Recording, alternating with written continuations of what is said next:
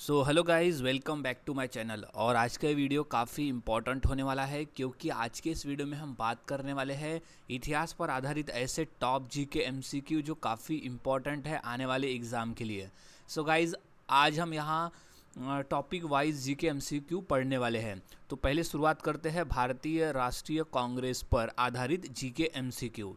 तो सबसे पहला प्रश्न है कि भारतीय राष्ट्रीय कांग्रेस की स्थापना वर्ष कब हुई। तो इसका सही जवाब है 1885 में भारतीय राष्ट्रीय कांग्रेस की स्थापना हुई थी।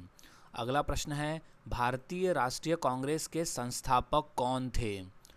तो इसका सही जवाब है ए ओ ह्यूम। ए ओ ह्यूम ने भारतीय राष्ट्रीय कांग्रेस की स्थापना की थी। अगला प्रश्न है कांग्रेस का प्रथम अधिवेशन कहाँ आयोजित किया गया था। तो इसका सही जवाब है बॉम्बे। जो उस समय बॉम्बे नाम से जाना जाता है लेकिन अभी हम उसे मुंबई कहते हैं। तो बॉम्बे में हुआ था कांग्रेस का पहला अधिवेशन। अगला प्रश्न है भारतीय राष्ट्रीय कांग्रेस के प्रथम अध्यक्ष कौन थे। तो इसका सही जवाब हो जाएगा वेमेश चंद्र बनर्जी थे। भारतीय राष्ट्रीय कांग्रेस के प्रथम अध्यक्ष थे वेमेश चंद्र बनर्जी। अगला प्रश्न है कांग्रेस की स्थापना के समय भारत का वाइसराय कौन था।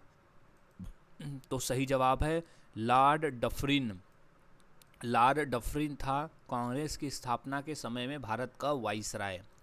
अगला प्रश्न है भारतीय राष्ट्रीय कांग्रेस के प्रथम मुस्लिम अध्यक्ष कौन थे। सही जवाब हो जाएगा बदरुद्दीन तैयबजी थे भारतीय राष्ट्रीय कांग्रेस के प्रथम मुस्लिम अध्यक्ष। अगला प्रश्न कांग्रेस के प्रथम अधिवेशन में कुल कितने प्रतिनिधियों ने भाग लिया था।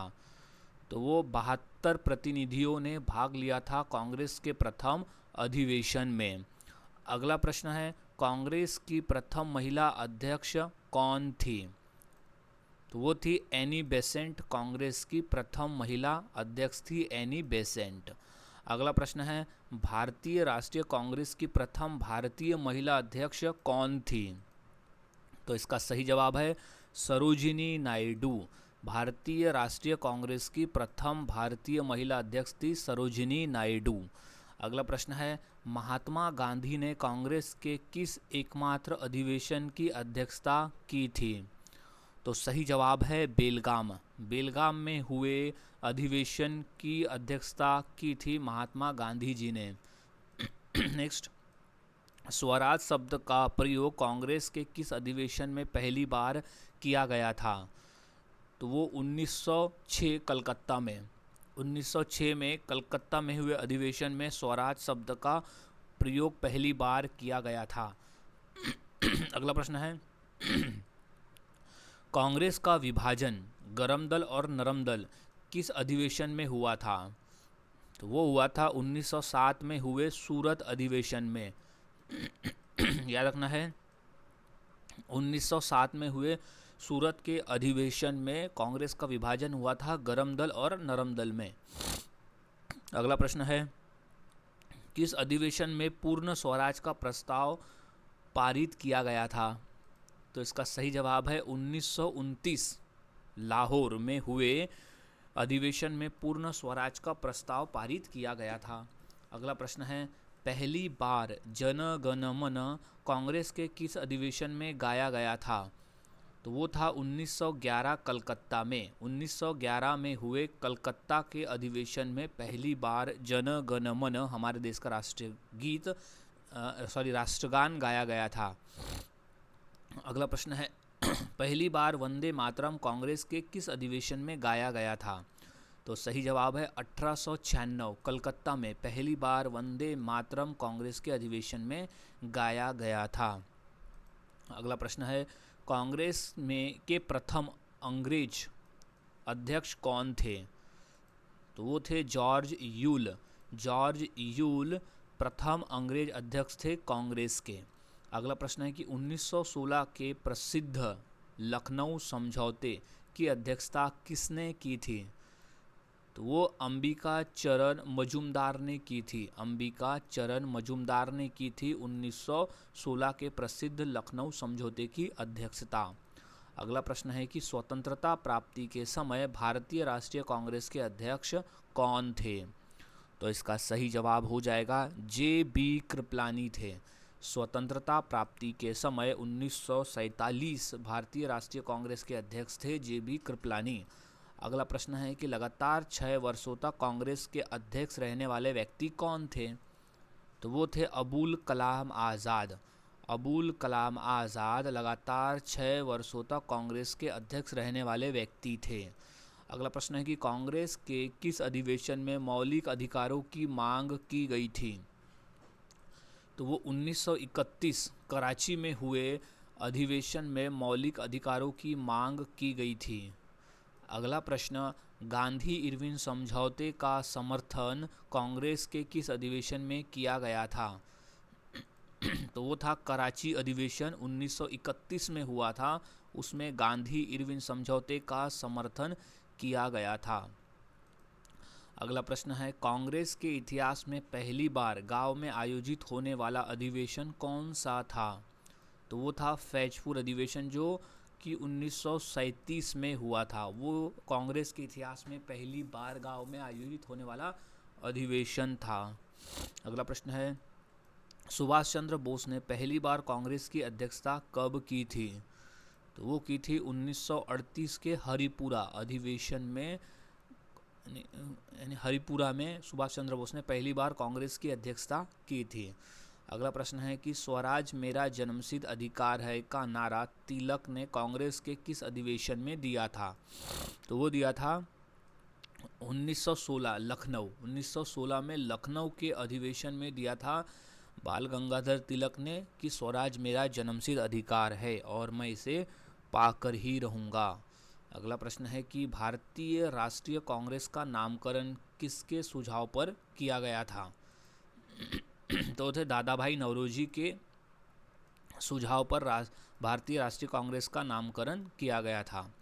अगला प्रश्न है, कांग्रेस के सबसे युवा अध्यक्ष कौन थे?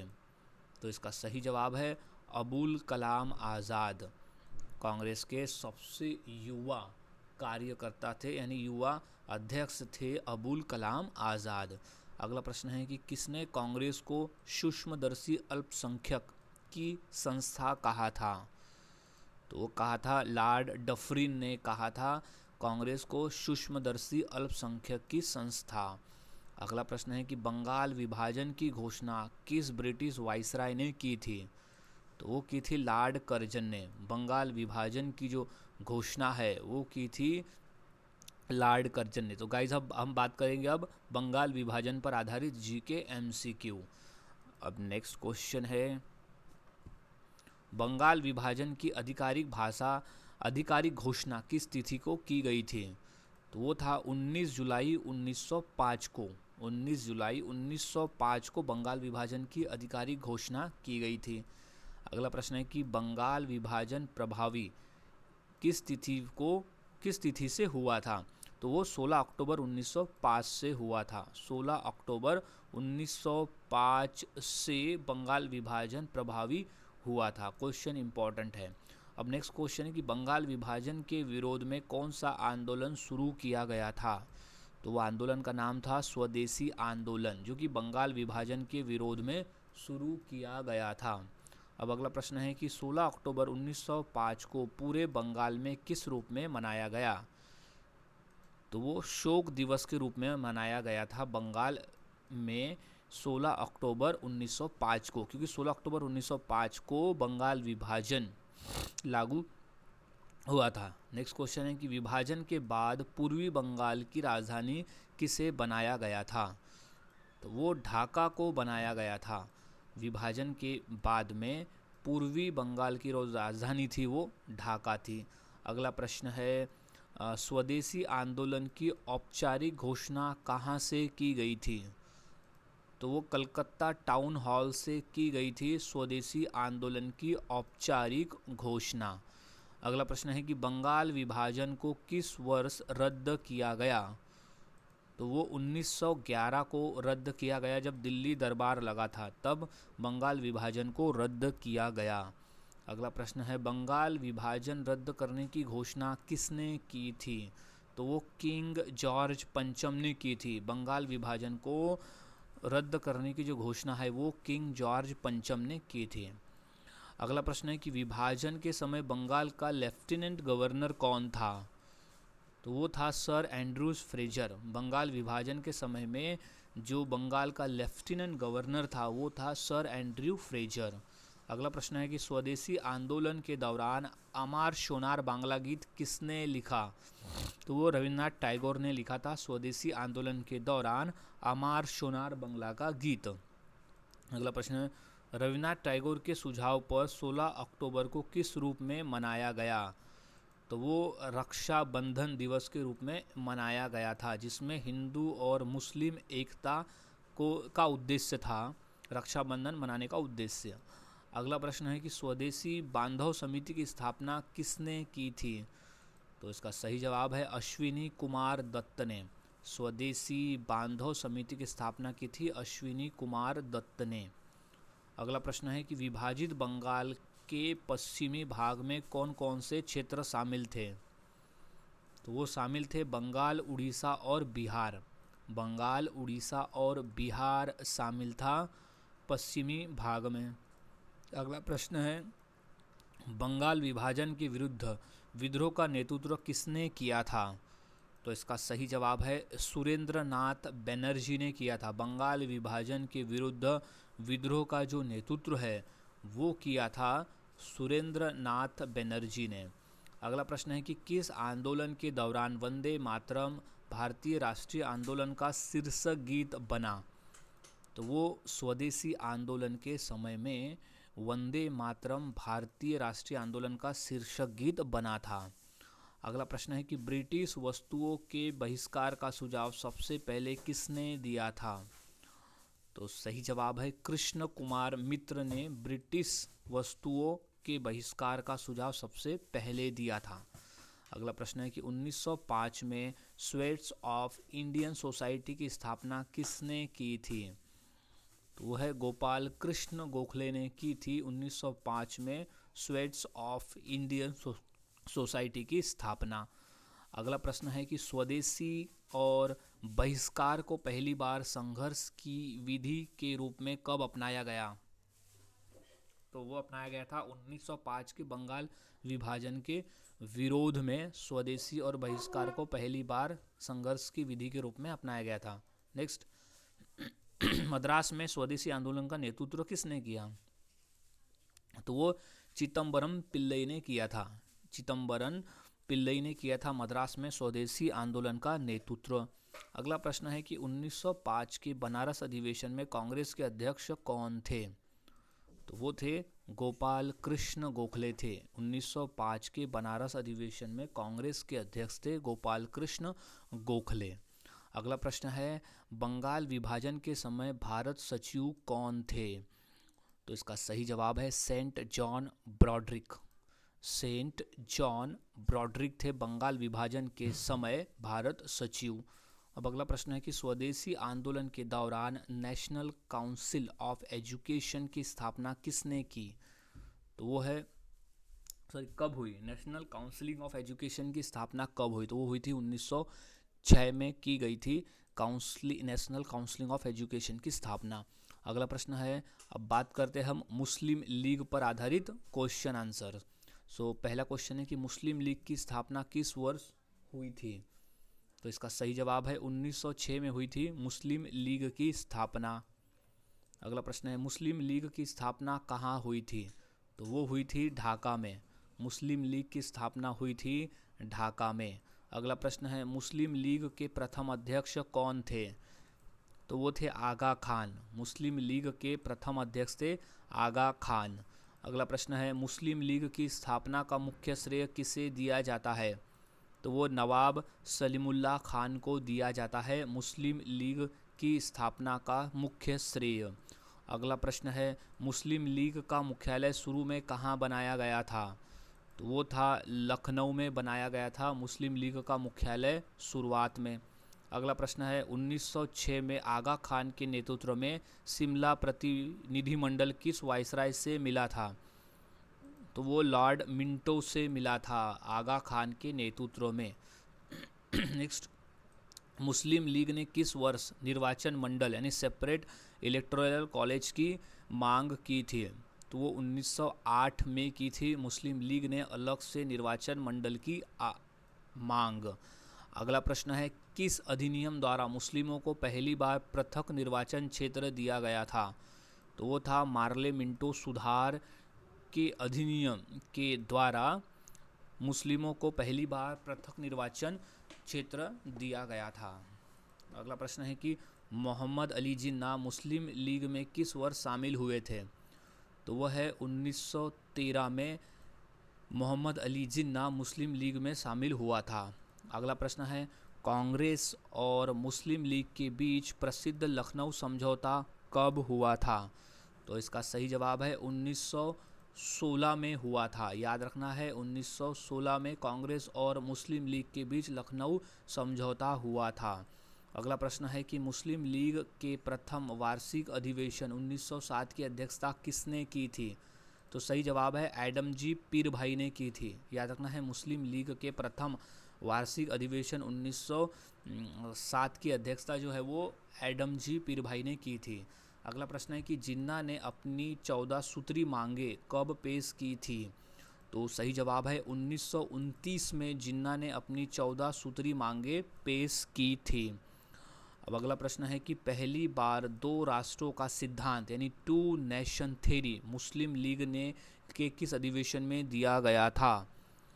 तो वो लाहौर अधिवेशन जो कि 1940 में हुआ था, उसमें पहली बार मुस्लिम लीग ने टू राष्ट्रों का सिद्धांत यानी टू नेशन थ्योरी का सिद्धांत दिया था। अगला प्रश्न है कि 23 मार्च 1940 को पाकिस्तान प्रस्ताव किसने प्रस्तुत किया था? तो वो किया था फजलुल हक ने 23 मार्च 1940 को पाकिस्तान प्रस्ताव प्रस्तुत किया था। अब अगला प्रश्न है कि पाकिस्तान शब्द का सर्वप्रथम प्रयोग किसने किया था? तो वो था चौधरी रहमत अली ने पाकिस्तान शब्द का प्रयोग सर्वप्रथम किया था। अगला प्रश्न है कि मुस्लिम लीग ने प्रत्यक्ष कार्यवाही दिवस कब मनाया गया?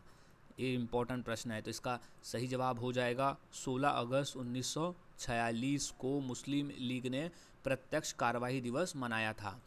अगला प्रश्न है कि मुस्लिम लीग ने मुक्ति दिवस कब मनाया था? तो इसका सही जवाब है 22 दिसंबर 1939 को मुस्लिम लीग ने मुक्ति दिवस मनाया था। अगला प्रश्न है कि मुस्लिम लीग के किस अधिवेशन में बांटो और छोड़ो का नारा दिया गया? तो वो था कराची 1943 में मुस्लिम लीग ने बांटो और छोड़ो का नारा दिया था। अगला प्रश्न है कि किसने मुस्लिम लीग को अंग्रेजों की सुरक्षा वाल्व कहा था? तो वो कहा था जवाहरलाल नेहरू ने कहा था मुस्लिम लीग को अंग्रेजों की सुरक्षा वाल्व। अगला प्रश्न है मोहम्मद अली जिन्ना को कायदे आज़म की उपाधि किसने दी थी? तो वो महात्मा गांधी ने दी थी। मोहम्मद अली जिन्ना को कायदे आज़म की जो उपाधि है वो महात्मा गांधी जी ने दी थी। अगला प्रश्न है मुस्लिम लीग की लंदन शाखा की स्थापना किसने की थी? तो वो अमीर अली ने की थी। मुस्लिम लीग की लंदन शाखा की स्थापना अमीर अली ने की थी।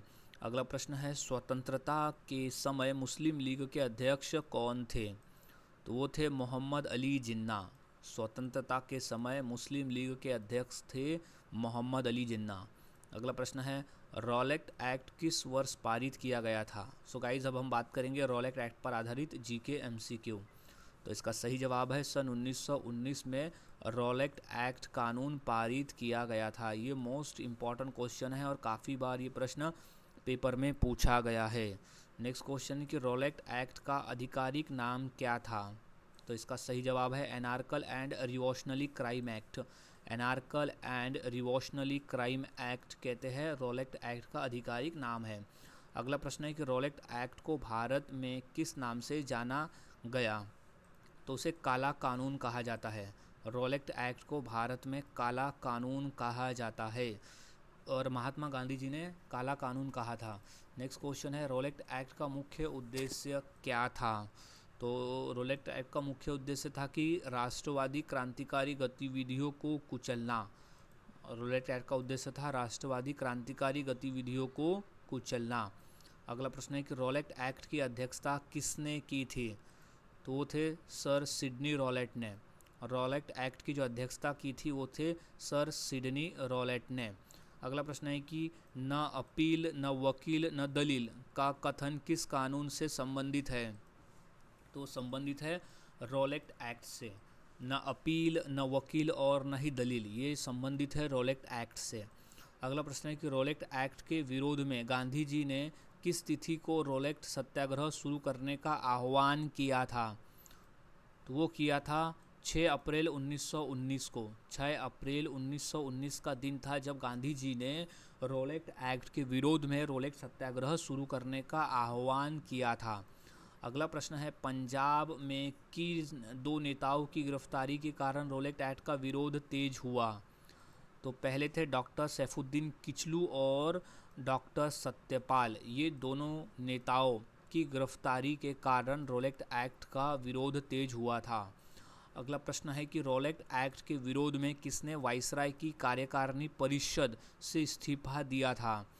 सही जवाब है शंकरन नायर ने। शंकरन नायर ने कार्यकारिणी परिषद से इस्तीफा दिया था रोलेट एक्ट के विरोध के में। नेक्स्ट है कि गांधी जी ने रोलेट एक्ट के विरुद्ध देशव्यापी हड़ताल के लिए कौन सा संगठन बनाया था। तो वो था सत्याग्रह सभा का संगठन बनाया था गांधी जी ने रोलेट एक्ट के विरोध में। अगला प्रश्न है कि रोलेट एक्ट के तहत किसी भी संदिग्ध व्यक्ति को बिना मुकदमा चलाए कितने वर्षों तक जेल में रखा जा सकता था। तो वो था 2 वर्षों तक। रोलेट एक्ट के तहत किसी भी संदिग्ध व्यक्ति को 2 वर्षों तक जेल में रखा जा सकता था। अगला प्रश्न है कि रोलेट एक्ट के विरोध में किसने लगान न देने का आंदोलन चलाने का सुझाव दिया। तो था स्वामी श्रद्धानंद ने रोलेट एक्ट के विरोध में लगान न देने का आंदोलन चलाने का सुझाव दिया था। अगला प्रश्न है कि किस घटना को गांधी जी ने अपनी हिमालय जैसी भूल बताया था। तो वो घटना था रोलेट सत्याग्रह। रोलेट सत्याग्रह घटना को गांधी जी ने अपनी हिमालय जैसी भूल बताया था। नेक्स्ट है कि रोलेट एक्ट के विरोध में जलियांवाला बाग में सभा किस दिन आयोजित की गई थी। तो वो थी 13 अप्रैल 1919। 13 अप्रैल 1919 को जलियांवाला बाग में लोग रोलेट एक्ट के विरोध में जमा हुए थे। अगला प्रश्न है कि ब्रिटिश सरकार ने रोलेट एक्ट को कब वापस लिया। तो वो था 1922 में। ब्रिटिश सरकार ने रोलेट एक्ट को 1922 में वापस लिया था। अब अगला प्रश्न है कि जलियांवाला बाग नरसंहार की जांच के लिए कौन सा आयोग गठित किया गया था। तो वो गठित किया गया था हंटर आयोग। हंटर आयोग की स्थापना की गई थी जलियांवाला बाग नरसंहार की जांच के लिए। अगला प्रश्न है रोलेट एक्ट के समय पंजाब का गवर्नर कौन था। तो वो था Michael O'Dwyer. Rowlatt Act के समय पंजाब का गवर्नर था माइकल ओ डायर। अगला प्रश्न है गांधी जी को रोलेट सत्याग्रह के दौरान कहाँ गिरफ्तार किया गया था। तो वो पलवल में गिरफ्तार किया गया था जो कि हरियाणा में स्थित है। वहाँ पर गांधी जी को रोलेट एक्ट के दौरान गिरफ्तार किया गया था। अगला प्रश्न है कि किसने रोलेट एक्ट को निवारण हत्या की संज्ञा दी थी। तो वो थे एडविन मॉन्टिंग। एडविन मॉन्टेग्यू ने रोलेट एक्ट को निवारण हत्या की संज्ञा दी थी। अगला प्रश्न है कि द सेडिशन कमेटी का संबंध किससे था। तो वो था रोलेट एक्ट से। द सेडिशन कमेटी का जो संबंध था वो रोलेट एक्ट से था। अगला प्रश्न है कि रोलेट एक्ट के विरोध में नाइटहुड की उपाधि किसने त्याग दी थी। तो वो थे रविंद्रनाथ टैगोर ने रोलेट एक्ट के विरोध में नाइटहुड की उपाधि त्याग दी थी। अगला प्रश्न है कि रोलेट एक्ट ने भारतीयों के किस मौलिक अधिकार पर हमला किया था। तो वो अधिकार था अभिव्यक्ति और व्यक्तिगत स्वतंत्रता के मौलिक अधिकार पर हमला था रोलेट एक्ट के जरिए। सो गाइस अब हम बात करेंगे जलियांवाला बाग हत्याकांड पर आधारित क्वेश्चंस।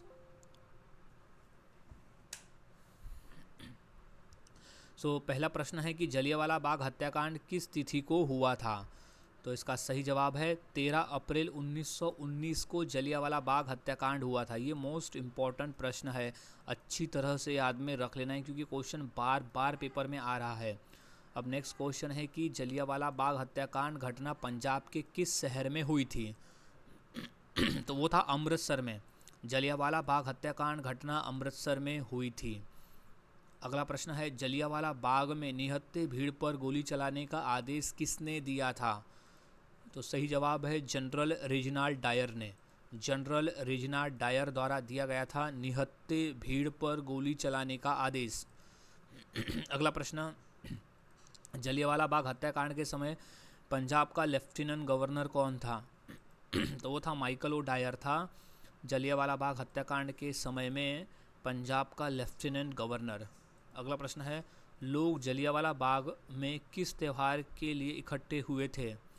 तो वो बैसाखी त्यौहार के लिए इकट्ठे हुए थे लोग जलियांवाला बाग में। अगला प्रश्न है जलियांवाला बाग हत्याकांड के विरोध में किसने नाइटहुड की उपाधि वापस दे दी थी।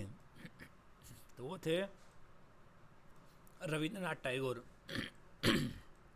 रविन्द्रनाथ टैगोर ने जलियांवाला बाग हत्याकांड के विरोध में अपने नाइटहुड की उपाधि वापस दे दी थी। नेक्स्ट, गांधी जी ने जलियांवाला बाग हत्याकांड घटना के बाद कौन सी उपाधि त्याग दी थी। तो वह है कैसर हिंद की उपाधि त्याग दी थी गांधी जी ने जलियांवाला बाग हत्याकांड के बाद में। नेक्स्ट, सरकार ने जलियांवाला बाग हत्याकांड की जांच के लिए किस समिति का गठन किया था। तो इसका सही जवाब है हंटर कमेटी का गठन किया था सरकार ने जलियांवाला बाग हत्याकांड के बाद में। अगला प्रश्न है कि हंटर कमेटी में कुल कितने सदस्य थे। तो टोटल 8 सदस्य थे। हंटर कमेटी में टोटल 8 सदस्य थे जिसमें 5 अंग्रेज थे और 3 भारतीय थे। 3 थे भारतीय।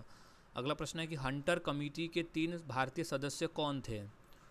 तो वो थे चीमनलाल सितवाड़, पंडित जगत नारायण और सुल्तान अहमद। ऐसे 3 सदस्य थे हंटर कमेटी में। वैसे टोटल 8 थे लेकिन 3 भारतीय थे और 5 थे अंग्रेज। अगला प्रश्न, कांग्रेस ने जलियांवाला बाग हत्याकांड घटना की जांच के लिए अपनी अलग समिति बनाई थी, उसके अध्यक्ष कौन थे। तो उसके अध्यक्ष थे महात्मा गांधी।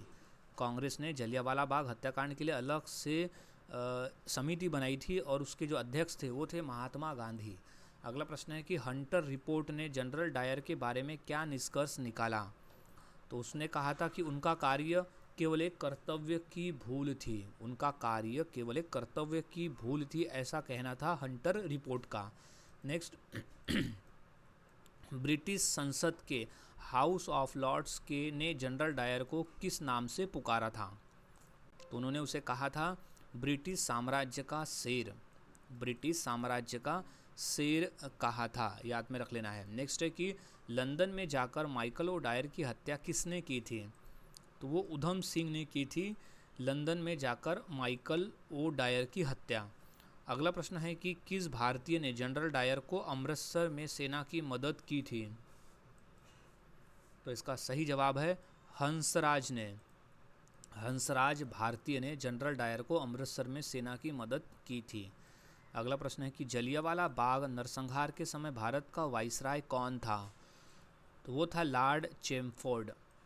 जलियांवाला बाग नरसंहार के समय में भारत का जो वाइसराय था वो था लॉर्ड चैमफोर्ड। अगला प्रश्न है जलियांवाला बाग संपत्ति मूल रूप से किसकी थी। तो इसका सही जवाब है पंडित जल्ला। जलियांवाला बाग संपत्ति मूल रूप से किसकी थी। तो वो थी पंडित जल्ला की। अब अगला प्रश्न है कि जलियांवाला बाग में स्मारक का उद्घाटन कब किया गया था। तो वो किया गया था 1961 में। जलियांवाला बाग में स्मारक का उद्घाटन किया गया था 1961 में। अगला प्रश्न है कि शहीद उधम सिंह ने अपना नाम बदलकर क्या रखा था। तो रखा था राम मोहम्मद सिंह आज़ाद रखा था उधम सिंह ने अपना नाम बदलकर। अगला प्रश्न है जलियांवाला बाग हत्याकांड किस बड़े आंदोलन का तत्कालीन कारण बना। तो इसका सही जवाब है असहयोग आंदोलन का, जलियांवाला बाग कांड जो है वो असहयोग आंदोलन का तत्कालीन कारण बना। अगला प्रश्न है कि असहयोग आंदोलन औपचारिक रूप से किस तिथि को शुरू हुआ था? तो वो हुआ था 1 अगस्त 1920 को। 1 अगस्त 1920 को शुरू हुआ था असहयोग आंदोलन। अगला प्रश्न है कि असहयोग आंदोलन शुरू होने के दिन ही किस महान नेता की मृत्यु हो गई थी? तो वो बाल गंगाधर तिलक की मृत्यु हो गई थी। असहयोग आंदोलन शुरू होने के दिन ही बाल गंगाधर तिलक की मृत्यु हो गई थी। अगला प्रश्न है कि सितंबर 1920 में असहयोग आंदोलन का प्रस्ताव कांग्रेस के किस विशेष अधिवेशन में पारित हुआ? तो वो कलकत्ता अधिवेशन में पारित हुआ था, याद में रख लेना है। नेक्स्ट है असहयोग आंदोलन की पुष्टि कांग्रेस के किस वार्षिक अधिवेशन में की गई थी? तो वो नागपुर अधिवेशन में की गई थी। असहयोग आंदोलन की पुष्टि जो है वो कांग्रेस के नागपुर अधिवेशन में की गई थी। अगला प्रश्न है गांधी जी ने असहयोग आंदोलन के दौरान कौन सी उपाधि वापस कर दी थी? तो वो कैसरे हिंद की उपाधि उन्होंने वापस कर दी थी। गांधी जी ने कैसरे हिंद की उपाधि वापस कर दी थी असहयोग आंदोलन के दौरान। अगला प्रश्न है कि असहयोग आंदोलन का मुख्य कारण क्या था? तो उसका मुख्य कारण था रोलेक्ट एक्ट, जलियांवाला बाग हत्याकांड और खिलाफत का मुद्दा। ये तीनों था कारण असहयोग आंदोलन का। तो ऑप्शन नंबर डी हो जाएगा कि उपयुक्त सभी। अगला प्रश्न है कि आंदोलन के दौरान किसने अपनी वकालत छोड़ दी थी? तो असहयोग आंदोलन के समय अपनी वकालत छोड़ दी थी मोतीलाल नेहरू ने, चितरंजन दास ने और सी राजगोपालाचारी, तीनों ने। तो ऑप्शन नंबर डी हो जाएगा कि उपयुक्त सभी, यानी तीनों जो है उन्होंने अपनी वकालत छोड़ दी थी। नेक्स्ट, असहयोग आंदोलन के दौरान काशी विद्यापीठ की स्थापना कहाँ की गई थी? तो वो वाराणसी में की गई थी। असहयोग आंदोलन के दौरान काशी विद्यापीठ की स्थापना जो है वो वाराणसी में की गई थी। अगला प्रश्न है कि प्रिंस ऑफ वेल्स का भारत आगमन कब हुआ था, जिसका विरोध असहयोग आंदोलनकारियों ने किया था? तो वह है 1921 में प्रिंस ऑफ वेल्स का आगमन भारत में हुआ था, जिसका विरोध असहयोग आंदोलनकारियों ने किया था। अगला प्रश्न है कि किस घटना के कारण गांधी जी ने असहयोग आंदोलन को वापस ले लिया था? तो घटना थी चौरी चौरा कांड की वजह से महात्मा गांधी जी को अपना असहयोग आंदोलन वापस लेना पड़ा था। चौरा चौरी कांड हुआ था उत्तर प्रदेश के गोरखपुर जिले में और चौरा चौरी नामक स्थान पर, इसलिए इसे चौरा चौरी कांड कहा जाता है। अगला प्रश्न है कि चौरी चौरा कांड किस तिथि को हुआ था? तो वो हुआ था 4 फरवरी 1922 को। ये मोस्ट इंपॉर्टेंट क्वेश्चन है, काफ़ी बार क्वेश्चन पूछा गया है कि चौरा चौरी कांड कब हुआ था। तो है 1922 को हुआ था उत्तर प्रदेश के गोरखपुर जिले में और चौरा चौरी नामक स्थान पर। अब अगला प्रश्न है कि चौरी चौरा वर्तमान में उत्तर प्रदेश के किस जिले में स्थित है? तो वो गोरखपुर जिले में स्थित है चौरी चौरा नामक स्थान। अगला प्रश्न है कि गांधी जी ने असहयोग आंदोलन वापस लेने की घोषणा किस स्थान पर की थी? तो वो बारदोली में की थी। गांधी जी ने असहयोग आंदोलन वापस लेने की जो घोषणा है वो बारदोली में की थी। अगला प्रश्न है कि असहयोग आंदोलन को आधिकारिक रूप से कब समाप्त किया गया? तो वो 12 फरवरी 1922 को आधिकारिक रूप से असहयोग आंदोलन को समाप्त किया गया चौरी चौरा कांड की वजह से। अगला प्रश्न है कि असहयोग आंदोलन वापस लेने पर किसने इसे राष्ट्रीय आपदा कहा था? तो वो सुभाष चंद्र बोस ने असहयोग आंदोलन को वापस लेने को राष्ट्रीय आपदा कहा था। अगला प्रश्न है कि किस आंदोलन को हिंदू मुस्लिम एकता का सुनहरा अवसर माना गया? तो वो असहयोग आंदोलन को हिंदू मुस्लिम एकता का सुनहरा मौका माना गया। सो नेक्स्ट क्वेश्चन है, असहयोग आंदोलन के दौरान गांधी जी ने एक वर्ष में स्वराज का नारा कब दिया था? तो इसका सही जवाब हो जाएगा 1920 में। असहयोग आंदोलन के दौरान गांधी जी ने एक वर्ष में स्वराज का नारा दिया था 1920 में। अगला प्रश्न है कि मोतीलाल नेहरू और CR दास ने 1923 में किस पार्टी की स्थापना की थी? ये मोस्ट इम्पॉर्टेंट प्रश्न है। तो वो की थी स्वराज पार्टी की स्थापना। मोतीलाल नेहरू और चितरंजन दास ने की थी 1923 में स्वराज पार्टी की स्थापना। अगला प्रश्न है कि असहयोग आंदोलन के दौरान विदेशी कपड़ों की होली जलाने को किसने निष्ठुर बर्बादी कहा था? तो वो रविन्द्रनाथ टैगोर ने कहा था। अगला प्रश्न है, तिलक स्वराज फंड की स्थापना किस आंदोलन के लिए की गई थी? तो वो असहयोग आंदोलन के लिए की गई थी। तिलक स्वराज फंड की जो स्थापना है वो असहयोग आंदोलन के लिए की गई थी, क्योंकि जब असहयोग आंदोलन शुरू हुआ था तो लोकमान्य तिलक जी की मृत्यु हो गई थी उसी दिन, तो उन्हीं की याद में तिलक स्वराज फंड की स्थापना की गई थी महात्मा गांधी जी के द्वारा। अगला प्रश्न है कि असहयोग आंदोलन के समय भारत का वाइसराय कौन था? तो इसका सही जवाब है लॉर्ड चैमफोर्ड। असहयोग आंदोलन के दौरान भारत का जो वाइसराय था वो था लॉर्ड चैमफोर्ड। अगला प्रश्न है, मोपला विद्रोह 1921 जो केरल में हुआ था किस आंदोलन की एक शाखा माना जाता है? तो वो खिलाफत और असहयोग आंदोलन की एक शाखा माना जाता है मोपला विद्रोह, जो कि केरल में हुआ था। अब अगला प्रश्न है कि असहयोग आंदोलन के दौरान स्वराज का क्या अर्थ था? तो इसका अर्थ था ब्रिटिश साम्राज्य के भीतर स्वशासन। ब्रिटिश साम्राज्य के भीतर स्वशासन था असहयोग आंदोलन के दौरान स्वराज का अर्थ। अगला प्रश्न है, खिलाफत आंदोलन मुख्य रूप से किस देश के खलीफा के लिए समर्थन में चलाया गया था? तो वो तुर्की के खलीफा के समर्थन में चलाया गया था खिलाफत आंदोलन। अगला प्रश्न है, खिलाफत आंदोलन की शुरुआत भारत में किस वर्ष हुई थी? तो वो हुई थी सन 1919 में हुई थी खिलाफत आंदोलन की शुरुआत। अगला प्रश्न, खिलाफत आंदोलन को शुरू करने का मुख्य श्रेय किसे दिया जाता है? तो वो जाता है मोहम्मद अली और शौकत अली को, जिन्हें हम अली बंधु कहते हैं, उन्हें जाता है खिलाफत आंदोलन को शुरू करने का श्रेय। अगला प्रश्न है, अखिल भारतीय खिलाफत कमेटी का गठन कहाँ हुआ था? तो वो हुआ था बॉम्बे यानी मुंबई में। उस समय बॉम्बे कहते हैं थे, अब मुंबई कहते हैं, तो हुआ था बॉम्बे में गठन। अगला प्रश्न है, 23 नवंबर 1919 को दिल्ली में हुए अखिल भारतीय खिलाफत सम्मेलन का अध्यक्ष किसे चुना गया था? तो वो महात्मा गांधी जी को चुना गया था 23 नवंबर 1919 को दिल्ली में हुए अखिल भारतीय खिलाफत सम्मेलन का अध्यक्ष।